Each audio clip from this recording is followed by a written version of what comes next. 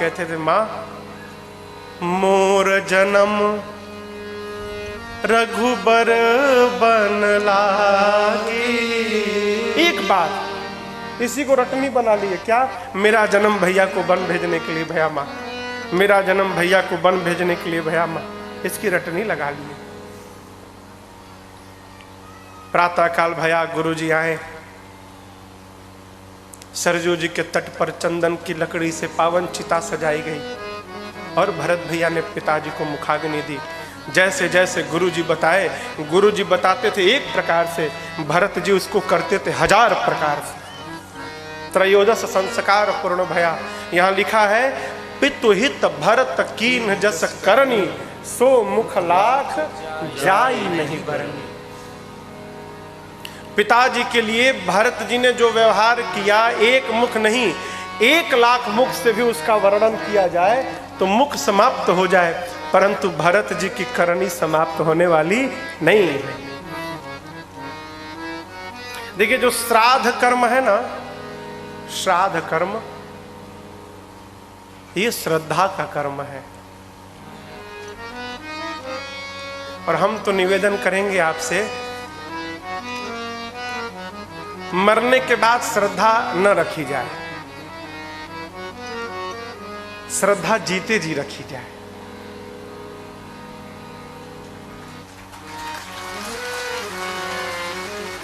पिताजी जिंदा थे तो पिताजी से देखा देखी तक नहीं था, अब पिताजी नहीं रहे तो 50,000 ब्राह्मणों को भोजन करा रहे हो, इस भोजन का कोई अर्थ नहीं है। जो अपने पिता को 1 गिलास पानी नहीं दिया हो जीते जी, मरने के बाद हजारों को भोजन कराने से क्या मतलब, क्या अर्थ है इसका? जितना करना है ना, श्रेष्ठ के जिंदा रहते कर जाइए, जितना करना है। भरत जी ने किया, इतना किया कि उसका वर्णन नहीं हो सकता। उसके बाद सुदिन देखकर गुरुदेव ने अयोध्या में श्रद्धांजलि सभा बिठाई। पूरा राज परिवार, माताएं, सदस्यगण, पूरी की पूरी अयोध्या की प्रजा सब बैठे हैं। लगे गुरुजी भरत जी को समझाने, बेटा आपके पिताजी सोच करने लायक नहीं है। क्यों सोच करते हो आप पिताजी का? भरत जी, उस ब्राह्मण का सोच करना चाहिए जो ब्राह्मण वंश में जन्म लेने के बाद वेद नहीं जानता। सोचिए विप्र जो वेद विहीना, तज निज धर्म विषय लय लीना। अपने धर्म का त्याग करके विषय में लीन है, उस ब्राह्मण का सोच करना चाहिए। भरत उस क्षत्रिय का, उस राजा का सोच करना चाहिए जो नीति का पालन नहीं करता और अपने प्रजा को प्राण के समान प्रेम नहीं करता है, वो राजा शोचनीय है। उस वैश्य का, उस बणिक का, उस बनिए का सोच करना चाहिए जो धनवान होने के बाद कंजूस बना हुआ है। जो बणिक भगवान शिव का भगत नहीं बना वो शोचनीय है। जो अतिथि का सत्कार नहीं करता है वो वैश्य शोचनीय है। भरत वो शूद्र, वो सेवक शोचनीय है। जो मुखर है, मान प्रिय है और ज्ञान के अभिमान में ब्राह्मणों का अपमान करता है, वो सेवक शोचनीय है। भरत वो स्त्री शोचनीय है जो कुटिल हो, कलही हो, घर में बिना कारण कलह करती हो, इच्छाचार नहीं हो, अपने मन से व्यवहार करती हो, पति की आज्ञा का पालन नहीं करती है, वो स्त्री शोचनीय है। वो शिष्य शोचनीय है जो अपने गुरु की आज्ञा का पालन न करे। भरत वो गृहस्थ शोचनीय है जो अपने गृहस्थ धर्म का पालन न करे। मोह में पड़कर कर्म पथ से विमुख हो गया है, वो गृहस्थ शोचनीय है। वो सन्यासी शोचनीय है जो सन्यास लेने के बाद भी जगत के प्रपंच में फंसा हुआ है। वो वानप्रस्थ शोचनीय है भरत, जो वानप्रस्थ में जाने के बाद तप छोड़कर भोग में लगा है। भरत वो मनुष्य शोचनीय है। कौन? जो चुगली करता है, इनकी उनसे उनकी इनकी करता है, जो केवल अपने शरीर का पोषण करता है, जो माता पिता गुरु भाई से विरोध करता है, वो मनुष्य शोचनीय है। और भरत जी बेटा, वो मनुष्य तो सब प्रकार से शोचनीय है जो मनुष्य बनकर भगवान का भगत न बन पाया। मनुष्य शरीर प्राप्त करके और जो भगवान का भगत न बन पाया वो बेचारा तो सब प्रकार से शोचनीय है। बेटा, आपके पिताजी शोचनीय नहीं है। भयऊ न भया न अहई न है न अबहु निहारा, न होने वाला है कौन भूप भरत जस पिता तुम्हारा। आपके पिता जैसा पिता न भया न है न भविष्य में होगा भरत जी। अरे जिन महाराज की प्रशंसा ब्रह्मा विष्णु महेश दिगपाल इंद्र करते हो, आप राम लक्ष्मण और शत्रुघ्न जैसे जिनके 4 पुत्र हो, ऐसे महाराज के बारे में कोई क्या कहेगा भरत जी? कितनी प्रशंसा कोई करेगा? भरत जी, आपके पिताजी सब प्रकार से बड़भागी थे। और देखिए ना, आपके पिताजी को उनके वचन प्रिय थे, प्राण प्रिय नहीं थे। नृपहि वचन प्रिय नहीं प्रिय प्राण। यदि प्राण प्रिय रहता तो वचन का त्याग कर देते, परंतु प्राण की रक्षा करते। लेकिन आपके पिताजी ने प्राण का त्याग किया, वचन की रक्षा की। आपके पिता को जो वचन प्रिय था, एक वचन मानकर आपके भैया बन चले गए। बेटा, धर्म कहता है दूसरा वचन मानकर आप राजा बन जाओ। गुरु जी जो इतनी बातें कर रहे हैं ना, ये भरत जी को घेर रहे हैं भूमिका से। किस लिए? भरत जी इस राज सत्ता को स्वीकार कर ले। जैसे गुरुदेव ने कहा ना भरत जी को कि आप राजा बन जाओ, भरत जी कहे गुरु जी हम एक बात कहें। कहो। भरत कहते गुरु जी आपको भी ये लगता है कि आप कह देते तो भैया न रुकते? आप यदि मेरे भैया को रोकने का प्रयास करते तो क्या राम भैया नहीं रुकते गुरुजी?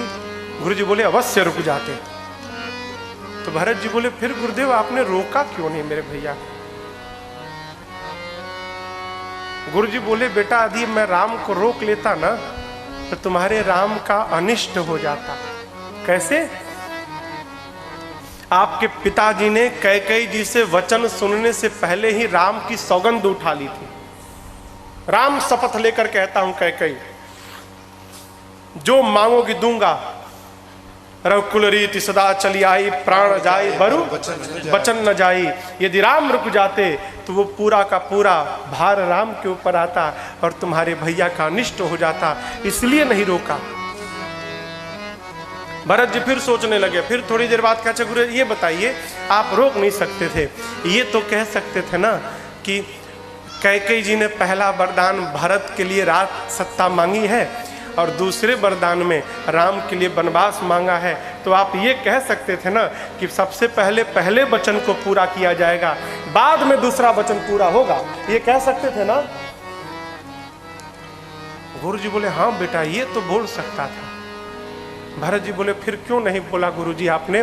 मैं राजा बनता और राजा बनने के साथ ही मैं राज आज्ञा पारित करता कि अब मेरे भैया कहीं वन नहीं जाएंगे और मेरे राघव जी अयोध्या में ही रुक जाते। आपने क्यों नहीं किया ऐसा? गुरुजी निरुत्तर हो गए। कहें क्या? बहुत विचार करने के बाद कहा भरत मुझे तो लगता है बेटा कि तुम्हारे भैया राम ही बन जाना चाहते थे, इसलिए ये बात मेरे मन में उस समय आई ही नहीं। बेटा अब तो जो बात हो गई सो हो गई। धर्म और लोकमत सब कहता है पिता जिस पुत्र को राज सत्ता देता है वही अधिकारी होता है। आप राजा बनेंगे ना तो राम जी भी सुन के प्रसन्न होंगे। आप एक काम करिए, अभी राजा बन जाइए और सौंपे हो राज राम के आए। क्या कहा गुरुजी ने? सौंपे हूं राज राम के आए। हम जो बात कह रहे हैं ये जरूरी नहीं कि आप सुनकर वही समझ लेंगे।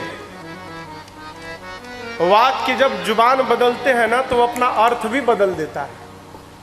एक ही बात कहने वाला कुछ और कहता है, सुनने वाला कुछ और सुनता है। एक पिता बाथरूम में नहा रहा था, तब तक उसके घर में उसका मित्र आ गया। बच्चा, छोटा बच्चा 5 साल का, दौड़ कर गया बाथरूम के दरवाजे पर, पिताजी पिताजी अंकल आए हैं। पिता ने भीतर से कहा, रोको, मत जाने दो। क्या बोला? रोको, मत जाने दो। लड़कवा सुन लिया, रोको मत। बात उतने है, रोको मत जाने दो, 4 शब्द हैं। बाप बोला रोको मत जाने दो, लड़कवा सुन लिया, रोको मत जाने दो। उल्टा हो गया ना, पलट गया। गुरु जी कहे, सौंपे हो राज राम के आए। भरत जी को सुनाई पड़ा, सौंपे हो राज राम के जाए। भर गुरु जी बोले आए, आने पर सौंपना। भरत जी सुन लिए, जाएं, जाकर सौंपना है। बस बस गुरु जी, बहुत बढ़िया उपाय बता दिया आपने। सुमंत जी ने कहा, भरत जी जो गुरु जी कह रहे अवश्य करिए, ये करने योग्य है। माँ ने भी कहा, कौशल्या जी ने। भरत जी खड़े हो गए सभा में, कहे, गुरु जी, सुमंत जी, माँ, प्रजा, आप सब लोग वही कह रहे हो जिसको करने से मेरा हित है, लेकिन क्या कहूँ, ये जानने के बाद भी संतोष नहीं हो रहा है।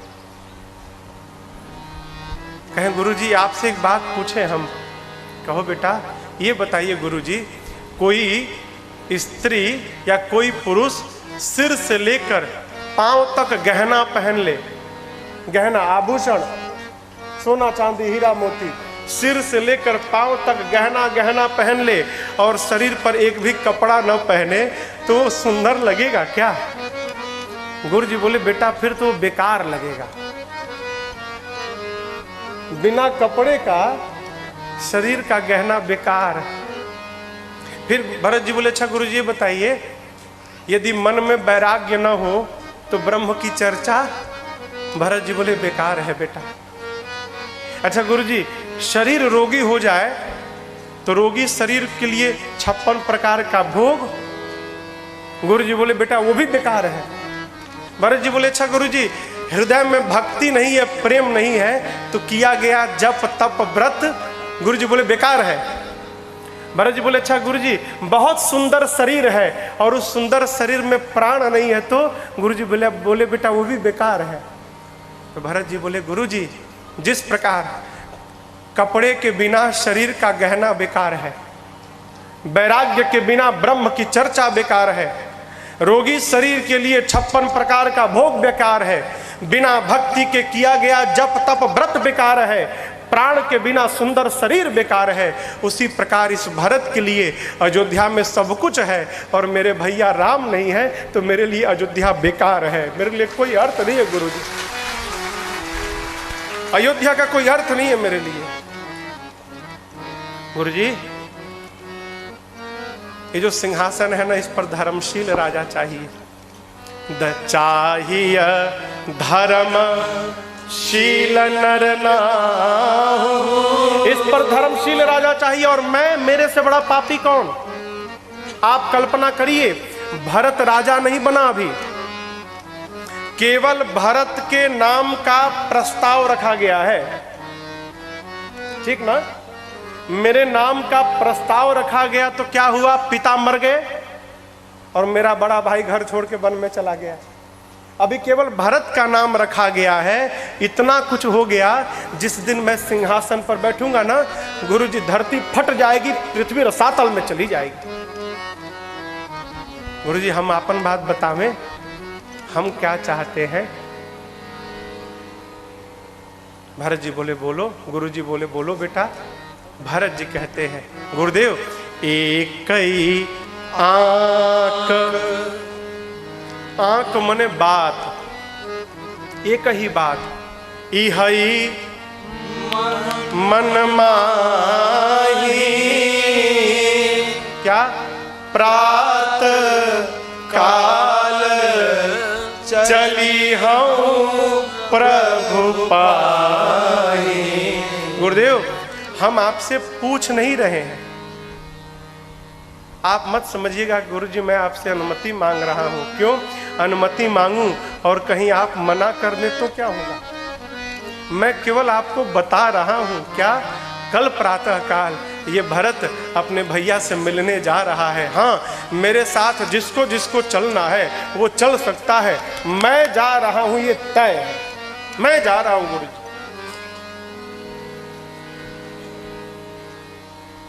जैसे भरत जी बोले न हो, ऐ प्रजा गदगद हो गई। भरत जी यहां पर एक बात कहते हैं, कहते हैं गुरुदेव मैं जानता हूं मैं अपराधी हूं,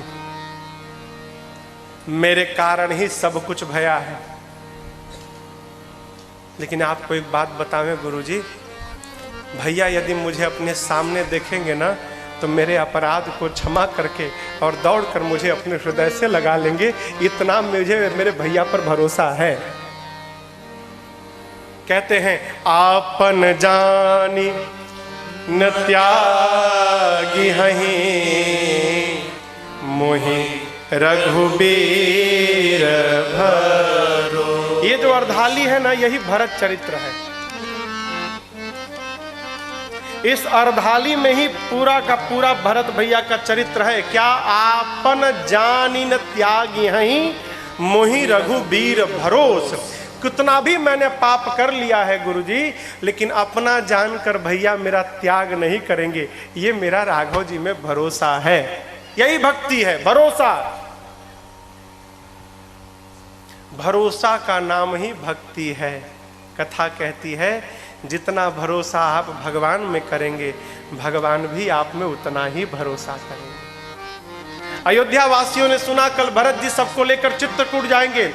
ए जी चलता प्रात लखी नीरन नीके,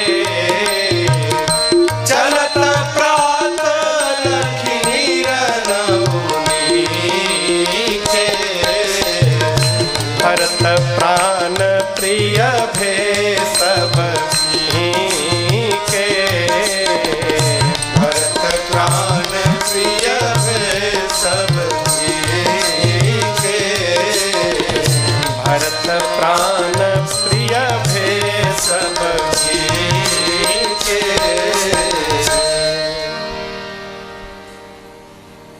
पूरी प्रजा अयोध्या की भरत जी को प्राण के समान प्रेम करने लगी। क्यों? भरत जी लेकर जाएंगे। आपको बतावें, जिससे कहा गया कि तुमको नहीं जाना है, क्यों? बच्चों को और वृद्ध जनों को रोक लिया गया। जिसको कहा गया कि आपको नहीं जाना है, उसको लगा मानो किसी ने गले पर तलवार रख दिया। भरत जी ने पवित्र सेवकों को बुलाया है, अयोध्या का रख रखाव सौंपा है। एक बात,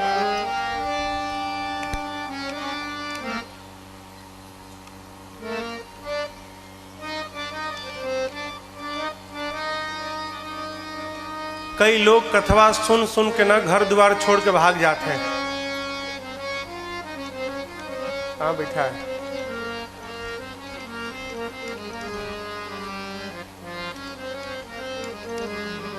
आप बताओ, आप बताओ, भरत जी कह रहे हैं क्या? संपत्ति सब रघुपति के आही, जो बिनु जतन चलो तजी ताही, तो परिणाम न मोर भलाई। कहते हैं भरत जी, ये जो संपत्ति है मेरी नहीं है, किसकी है? भैया की, राघव जी की। यदि इसकी व्यवस्था नहीं किया तो मेरा परिणाम भलाई नहीं है। आपसे पूछता हूं, आपकी जो संपत्ति है आपकी है का? कहिए कहिए। महाराज 20 बीघा हमारा है, लेके जाओगे का? क्या लेकर आया था जग में, फिर क्या लेकर जाएगा, फिर क्या लेकर जाएगा। अरे मुट्ठी बांधे आया जग में, बांध कर आए थे, हो सकता है कुछ लाए हो, बंद मुट्ठी हो सकता कुछ हो। अरे मुट्ठी बांधे आया जग में, जाते समय फिर हाथ को जाना है, ओ सोने वाले जाग जा, संसार मुसाफिर खाना है। जो लाए थे जाते समय वो छूट जाएगा। तो यहाँ जो जमीन मिला, यहाँ जो घर मिला, यहाँ जो दुकान मिला, ये सब किसका है? अपना है का? नहीं। संपत्ति सब रघुपति के आही, सब संपत्ति राम जी की। हम का है? हम केयर टेकर हैं।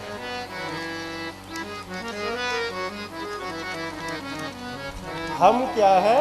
उस संपत्ति के केयर टेकर हैं, रखवाला है, देखभाल करने के लिए मिला है।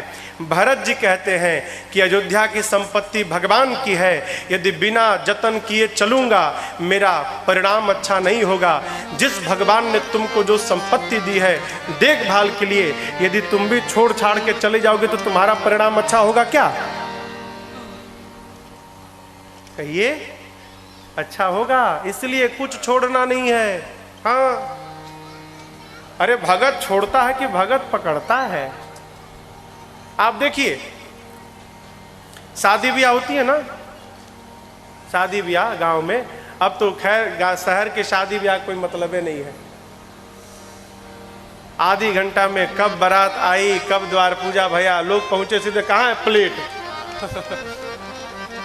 गांव में आज भी बारात जाती है ना तो द्वार पूजन होता है, पूरे बाराती लोग खड़े रहते हैं, हाँ, स्वागत समारोह होता है। अब तो एक दिन का हो गया। हमको याद है छोटे थे ना तो हमारे घर में भी शादी होती थी, तो आज बारात जाती तो 3 दिन बाद आती थी। उसको मरजाद कहते थे। दूसरे दिन महफिल सभा बैठती थी, कन्या पक्ष के लोग, वर पक्ष के लोग दोनों तरफ आमने सामने बैठते थे। कन्या पक्ष के लोग भजन सुनाते थे, कविता पाठ होता था, फिर वर पक्ष के लोग भी सुनाते थे, उसको महफिल कहते थे। दूसरे दिन संध्या समय में होता था। अब कहाँ है सब? बारात पहुंचती है ना, आधी घंटा बाद आप देखिए, फेंटो फेंटो। फेंटने वाले अलग गोल बना लेते हैं, लेने वाले लेते हैं 5, 10, 5, इसका अलग बना लेते हैं। अरे माला वाले अलग गोल बना लेते हैं। बनाते हैं कि नहीं बनाते हैं? परिचय नहीं, लेकिन अब सूंघ सूंघ के लोग चले जाते हैं। एक शराबी अपने जीवन में 10 शराबी बनाता है। एक शराबी अपने जीवन भर में 10 लोगों को पीना सिखा देता है। एक जुआड़ी अपने जीवन में 10 जुआड़ी बनाता है। यदि आप भगत हो तो सौगंध ले लो, हम भी अपने जीवन में 10 भगत बना के जाएंगे।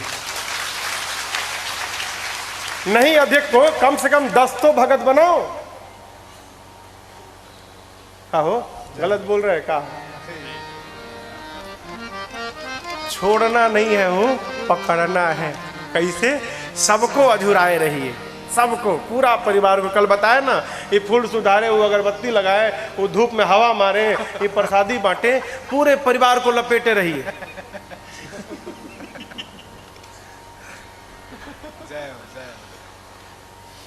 भक्त का यही काम है हो, हाँ, जो जाए उसी को रंग दे, जो जाए रंग जाए हो, हाँ?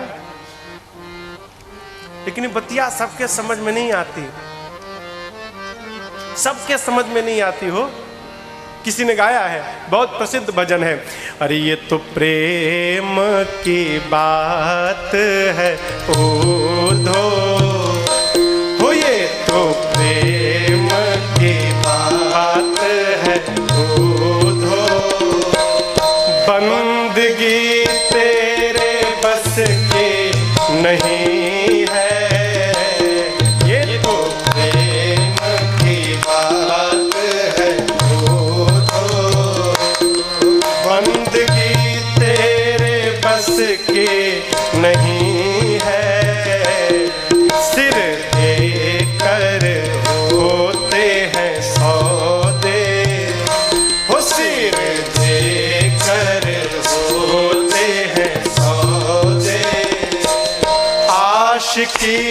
इतनी सस्ती नहीं है। ये तो प्रेम की बात है।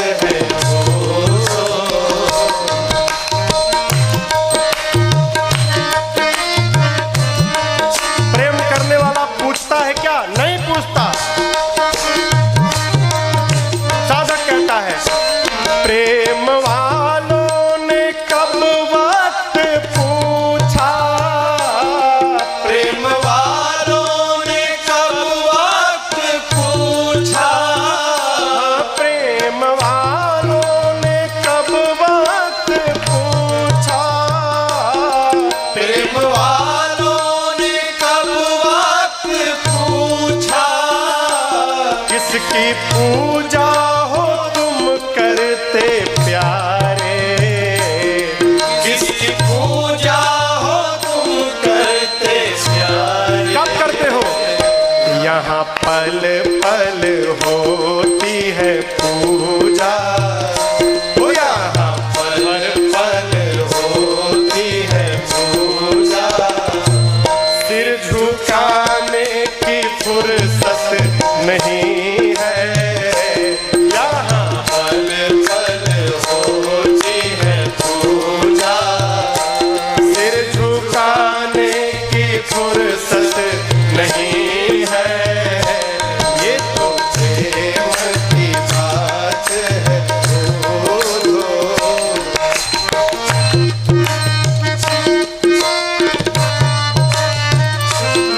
जो असल में है मस्ती में डूबे, जो असल में है मस्ती में डूबे, जो असल में है मस्ती में डूबे, जो असल में है मस्ती में डूबे, उन्हें परवाह क्या जिंदगी की, उन्हें परवाह क्या जिंदगी की। जो उतरती है चढ़ती है मस्ती, वो जो उतरती है चढ़ती है मस्ती, वो हकीकत में मस्ती नहीं है। जो उतरती है चढ़ती है मस्ती, वो हकीकत में मस्ती नहीं है। ये तो प्रेम की बात है।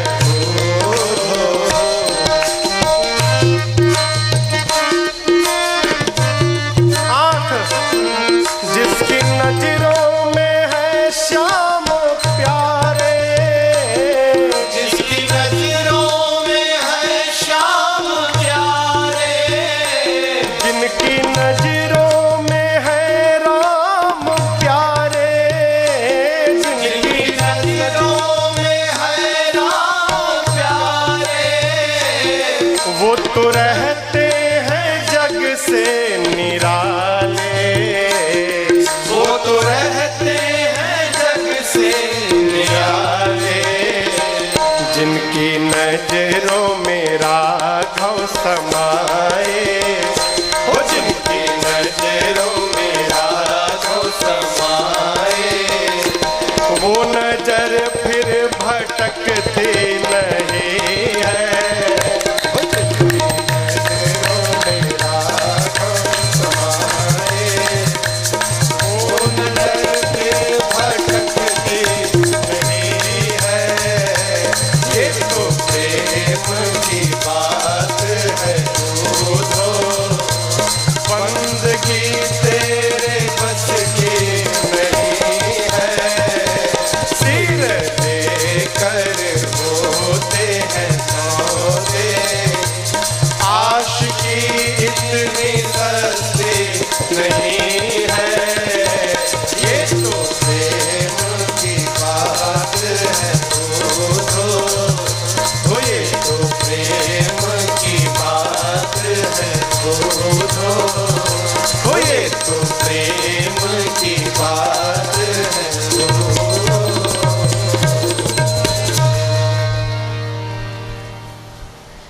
बंदगी तेरे बस की नहीं है, ये तो प्रेम की बात है।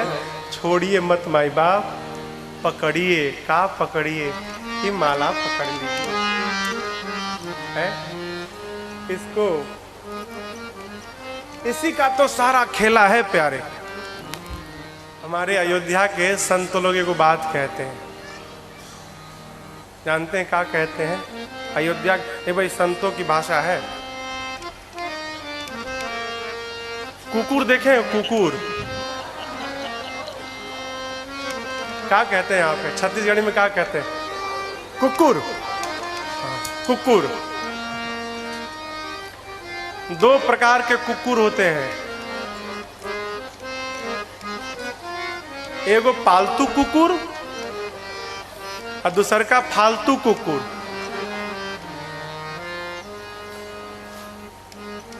है तो दोनों कुकुर, लेकिन दोनों में अंतर है माई बाप का।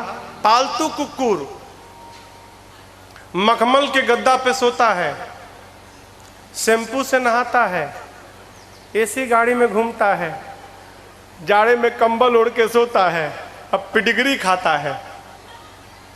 हाँ, उसका जो खाना मिलता है ना बाजार में, वो पैकेट का नाम पिडिग्री है। वो टीवी पे प्रचार आता है तो हम देखे कितना स्वागत। अब फालतू कुकुर वो भी खाता है, लेकिन क्या खाता है? डंडा खाता है, जहां जाता है मार मार मार मार। है तो दोनों कुकुरे भाई, एवं का इतना स्वागत हो रहा है, दूसरके का एकदम महास्वागत हो रहा है। काहे? दोनों कुकुर में अंतर है। का अंतर है जानते हैं आप? इसका अंतर है, पालतू कुकुरा के गले में ना एगो पट्टा लगा रहता है। पालतू कुकुर के गले में पट्टा लगा रहता है। जिस कुकुर के गले में पट्टा लगा है माने पालतू, कोई मार नहीं सकता उसको। अब फालतू कुकुर के गले में कोई पट्टा नहीं रहता है। संत कहते हैं यदि तुमको भी जगत का फालतू से निकल के और भगवान का पालतू बनना है तो जितना शीघ्र हो तुलसी जी का पट्टा अपने गले में डाल लो, तुम भी फालतू से पालतू बन जाओगे। जितना जल्दी हो ये पट्टा पड़ जाए गला में, फिर जहां जाओगे है हरियर आनंद है, हो चकाचक आनंद है। खूब मालपुआ खाओ, हम तो 2 ठे खाए यार। हाँ, दोपहरिया में 2 ठे मालपुआ। पालतू बना जाए हो, छोड़ना थोड़ी है। सबको लपेटे रहिए है। हमारे जीवन को जो देखकर भगत नहीं है वो भी भगत बन जाए। सबको लपेटे रहिए, जोड़े रहिए। भरत जी पवित्र सेवकों को बुलाकर अयोध्या का रख रखाव का भार सौंपा है। गुरुदेव से कहे गुरुजी आज्ञा हो तो गुरुजी हम राज्याभिषेक की सामग्री ले लें, आप वन में ही भैया का राजतिलक कर दीजिएगा। बोले वाह बेटा ले लो, हम भी तो ही चाहते हैं। सुंदर रथ को सजवा कर गुरुदेव को चढ़ाया है, राज्याभिषेक की सामग्री ली है, पालकियों को सजवा कर माताओं को बिठाया है और सबको लेकर भरत भैया चल पड़े। कहाँ? अरे भरत चले चित्रकूट हो राम को मनाने। भरत चले चित्रकूट हो राम को मनाने। राम को मनाने, सिया लखन को मनाने। राम को मनाने, सिया लखन को मनाने। राम को मनाने, सिया लखन को मनाने। राम को मनाने, सिया लखन को मनाने। भैया भरत चले चित्रकूट हो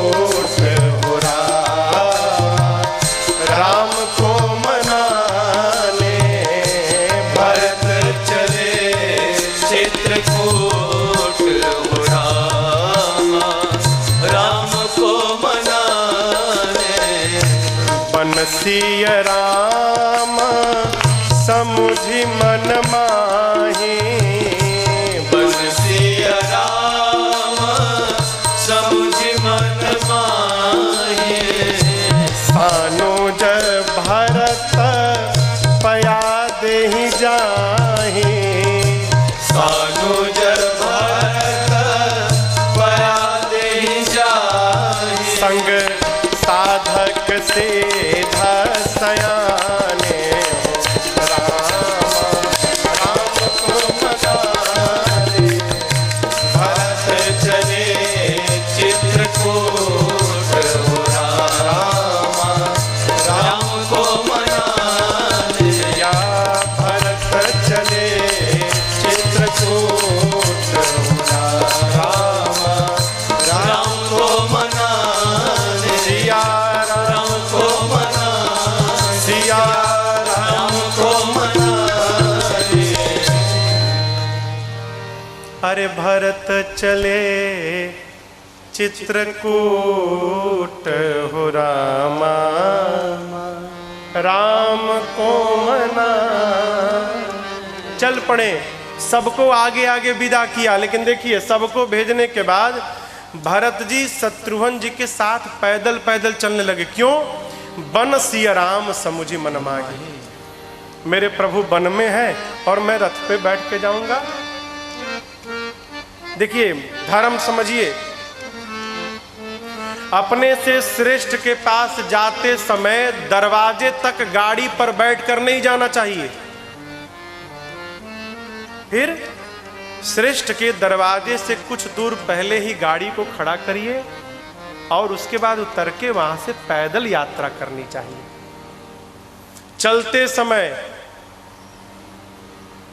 भोजन करते समय, श्रेष्ठ यदि कोई भार उठाया है तो उस समय, पूजा करते समय, श्रेष्ठ यदि पूजा कर रहा है उस समय इन स्थानों पर श्रेष्ठ को प्रणाम नहीं करना चाहिए। प्रणाम करना है, मन ही मन प्रणाम कर लीजिए। पांव छूकर प्रणाम करने के लिए निषेध है। गुरु जी कपार पर बोझा उठाए हैं, अचला गुरु जी प्रणाम, अब गुरु जी आशीर्वाद दे खड़ा होके।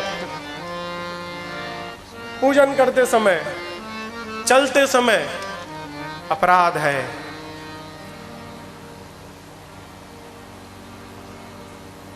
भरत जी पैदल पैदल चलने लगे। सेवक जाकर मां कौशल्या से कहें। मां ने आके भरत जी को समझाया, लाला शीघ्र पहुंचना है राम के पास, तो रथ पर बैठो। मां की बात मानकर भरत जी बैठ गए।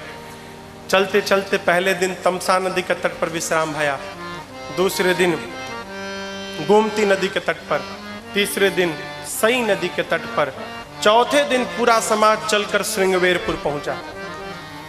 इधर निषाद राजगुह के सेवक आकर निषाद जी से कहे, प्रभु भरत जी तो विशाल सेना लेकर वन में जा रहे हैं। अब देखिए, निषाद जी समझ लिए लगता है राम जी से युद्ध करने सेना लेके जा रहे हैं कि राम जी ना रहे तो निष्कंटक राज्य कर सकूं अयोध्या पर।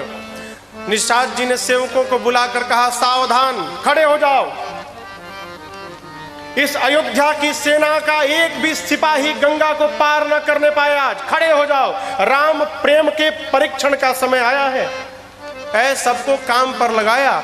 इसी बीच किसी ने छींक दिया, छींक आती है ना, किसी ने छींक दिया। तो एक बूढ़े बाबा ने कहा कि महाराज, सगुन तो बता रहा है कि भरत जी राम जी से युद्ध करने नहीं, भरत जी राम जी से प्रेम करने जा रहे हैं। मेरी बात मानिए भैया, थोड़ा मॉनिटर, थोड़ा सा आप ना पहले भरत जी के मन के भाव को समझ लीजिए, फिर व्यवहार करिएगा। वृद्ध बाबा की बात बड़ी अच्छी लगी निषाद राजगुह को। 3 प्रकार का आसन, सात्विक, राजसिक, तामसिक, 3 प्रकार का भोजन लेकर पहुंचे। उपहार स्वरूप रखा, दूर से दंडवत करके गुरुदेव भगवान को प्रणाम किया है। अपना परिचय बताया, मैं राम जी का मित्र हूं गुरु जी से।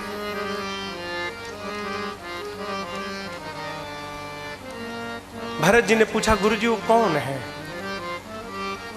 तो गुरु जी मालूम है क्या बोले? बोले, भरत वो आपके भैया के सखा हैं। ए निषाद जी के बारे में जैसे भरत जी ने सुना, ए जी राम सखा सुनी चंदन प्यारा,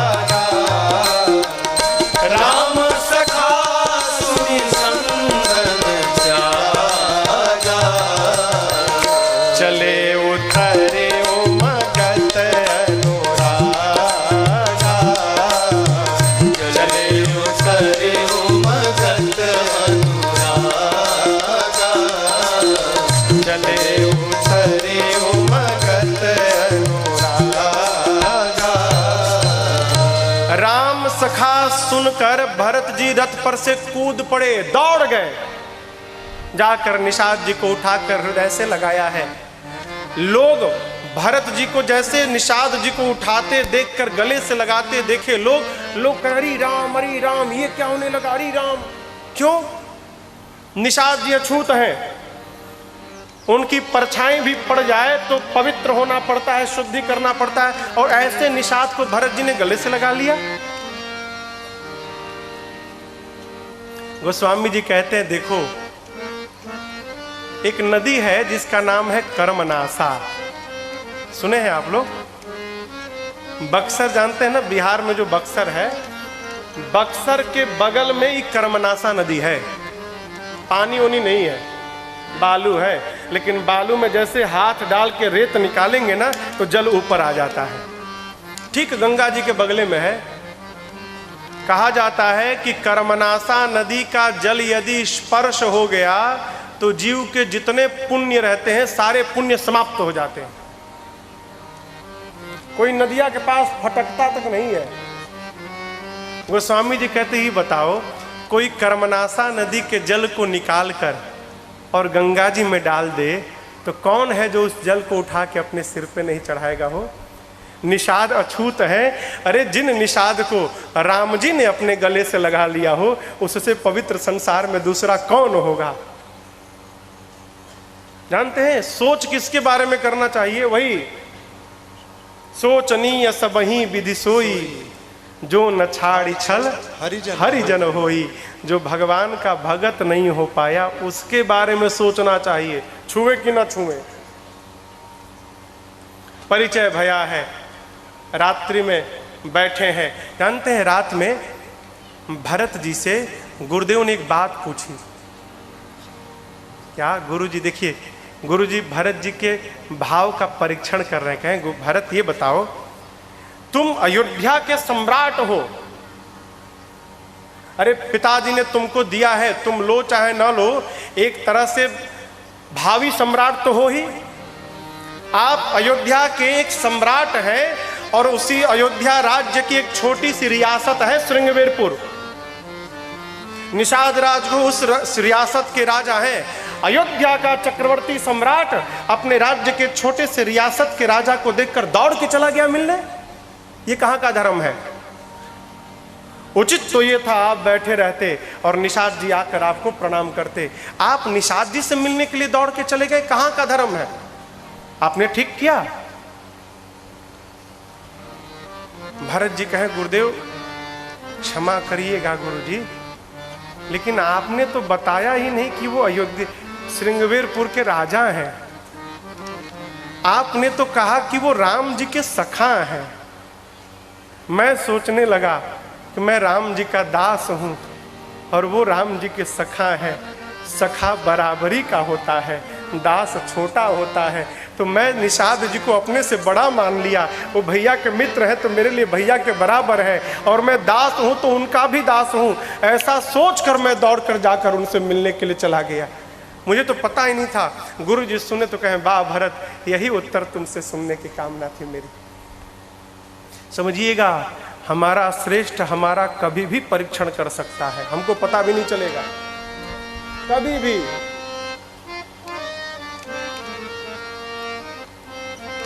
प्रातःकाल घाट घाट के नाव को बुलाकर एक ही खेवे में निषाद जी ने सबको गंगा के उस पार पहुंचाया है।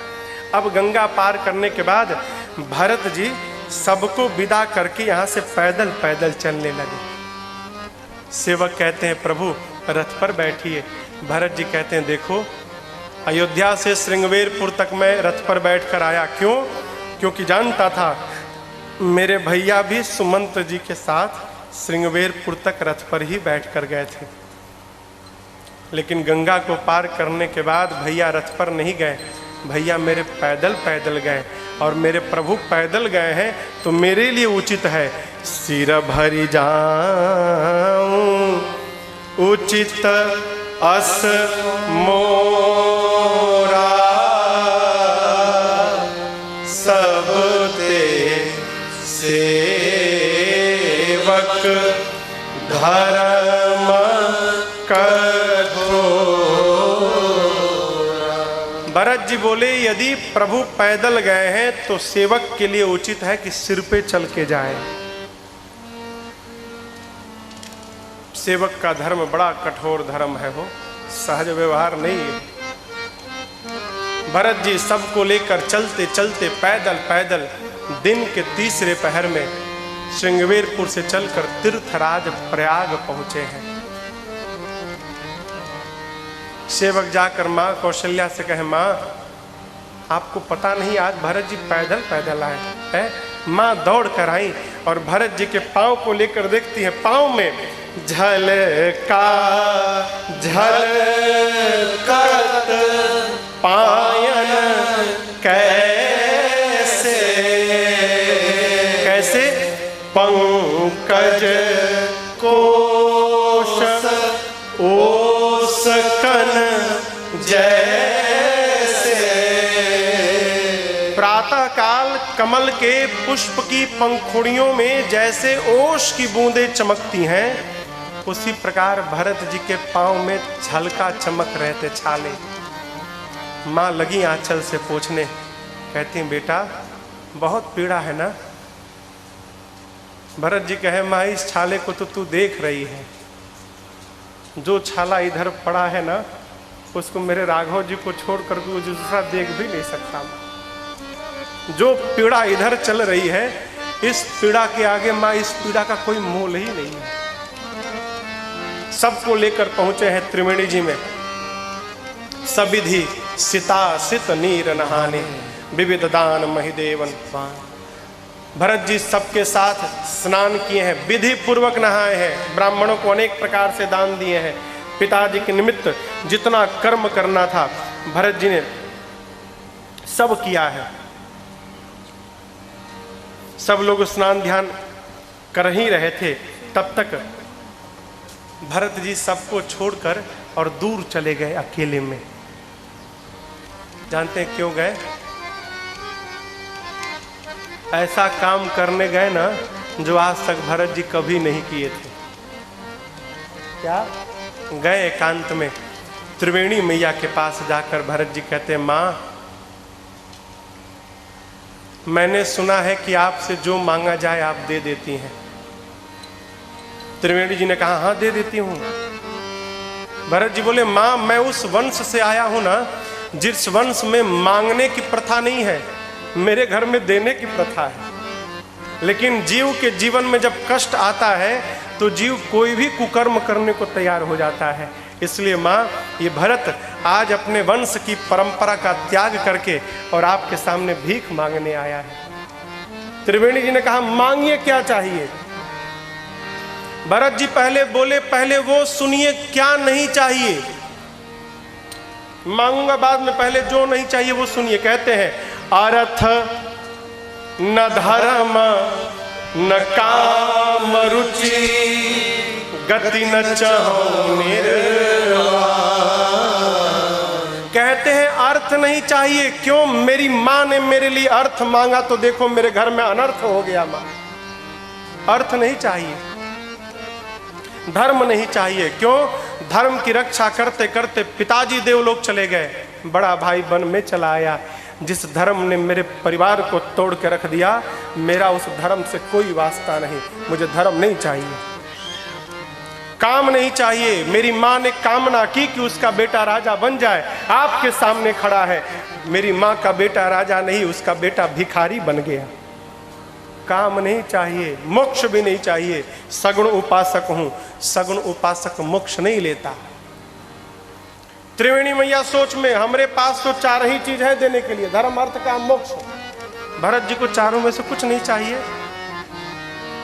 भरत जी को चाहिए क्या?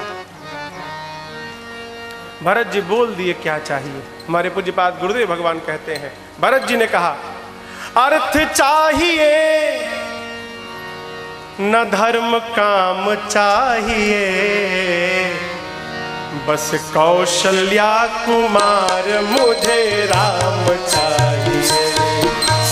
कौशल्या कुमार मुझे राम चाहिए। अर्थ चाहिए न धर्म काम चाहिए, अर्थ चाहिए न धर्म काम चाहिए।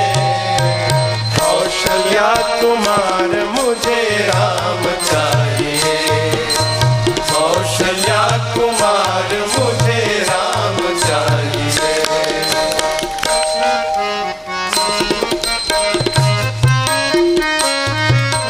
असरण अनाथ नाथ दीन हितकारी, असरण अनाथ नाथ दीन हितकारी।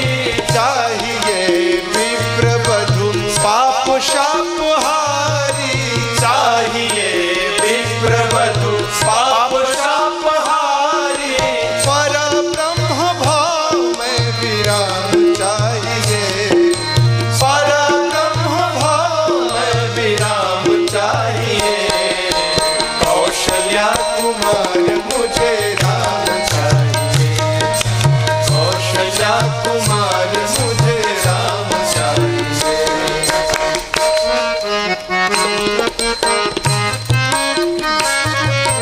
सत्य सिंधु दया सिंधु वीर व्रत धारी, सत्य सिंधु